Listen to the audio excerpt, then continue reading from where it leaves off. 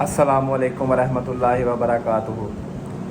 आज जो मैं आपको बात सुनाने जा रहा हूँ वो एक बकरी वाले की बात है, जिसकी 13वीं बकरी का राज क्या था और उसने बड़े बड़े फ़िलासफ़र्स को चुप कैसे करवाया एक छोटा सा जुमला कहकर।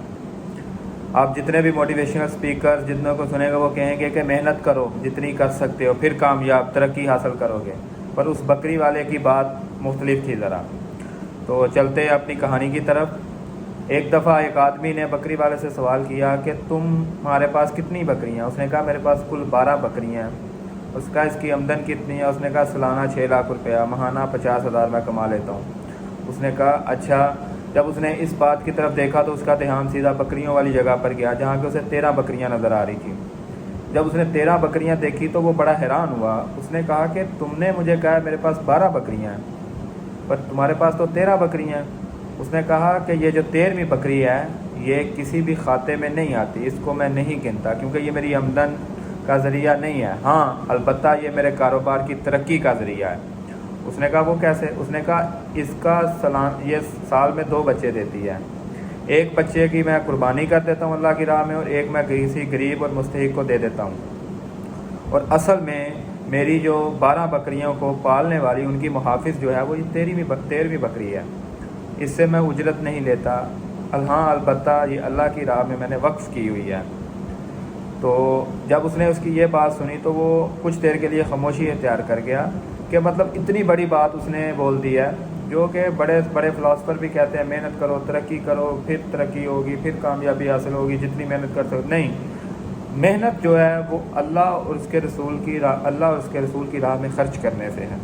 जितना ज़्यादा आप अल्लाह की राह में ख़र्च करेंगे अल्लाह ताला आपको उसका उतना ज़्यादा उजरत देगा। आप एक खर्च करेंगे वो 10 गुना ज़्यादा देगा।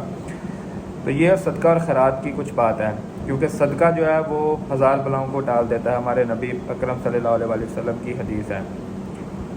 दूसरे नंबर पर आप सल्लल्लाहु अलैहि वसल्लम की मुझे एक हदीस मुबारक एक वाक़या याद आ गया है कि एक शख्स आप सल्लल्लाहु अलैहि वसल्लम की बारगाह में पेश हुआ। उसने कहा कि मेरे पास या रसूलल्लाह 1 दिनार हो। आप सल्लल्लाहु अलैहि वसल्लम ने उसे ख़र्च करने की तरतीब बताई कि कैसे क्या करना है।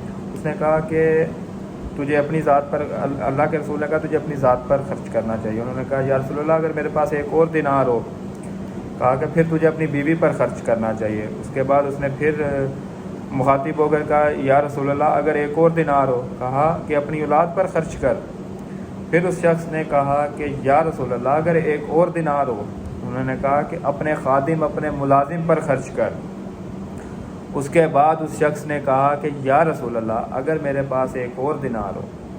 तो अल्लाह के रसूल प्यारे हबीब ने कहा कि फिर तो तेरा अल्लाह की राह में ख़र्च करना बनता है, फिर तो तुझे अल्लाह की राह में देने ही प्यारी और ख़ूबसूरत बात या हमारे नबी अकरम सल्लल्लाहु अलैहि वसल्लम ने उसे तरतीब बताई कि इस तरह अपनी दौलत को तकसीम करो, अपनी दौलत को चलाओ।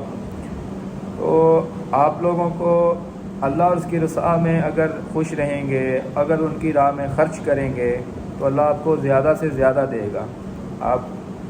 अगर आप ये सोचेंगे सदका देने से, ज़कात देने से, खैरात करने से आपका माल कट जाएगा, तो नहीं, बल्कि वो और ज़्यादा दुगना होगा। जितनी ज़्यादा तरक्की करना चाहते हो उतना ज़्यादा अल्लाह की राह में ख़र्च करो। और अगर हम लोग ये देखें कि हम लोग ज़कात दे रहे हैं, हम लोग छोटों को, गरीबों को पाल रहे हैं, तो ऐसा नहीं है। दरअसल यही लोग हैं जो कि हमारी और हमारी दौलत के मुहाफ़िज़ हैं।